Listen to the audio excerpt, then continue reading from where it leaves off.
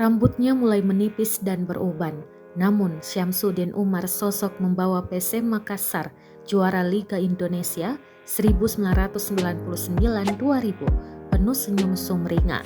Dengan balutan baju polo berkerah warna merah, Syamsuddin Umar begitu menikmati kehadirannya di tengah perayaan hari ulang tahun ke-107 tahun PSM Makassar di lapangan Pusowa Sport Center di Jalan Teuku Umar Makassar, Rabu 2 November 2022 sore.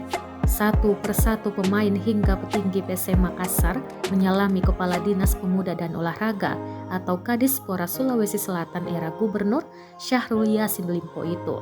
Tak terkecuali pelatih PSM Makassar, Bernardo Tavares, yang tampak juga berbincang lama dengan Syamsuddin Umar di momen membahagiakan itu.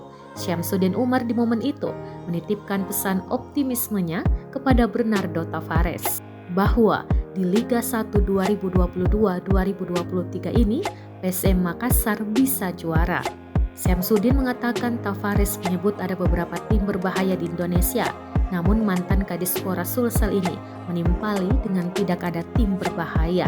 Menurutnya yang berbahaya itu jika tim hadapi faktor non-teknis.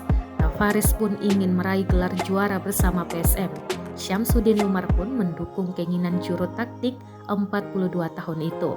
Selain itu, Direktur Utama PSM Makassar, Sadikin Aksa, juga mengharapkan PSM di usia 107 tahun bisa semakin maju.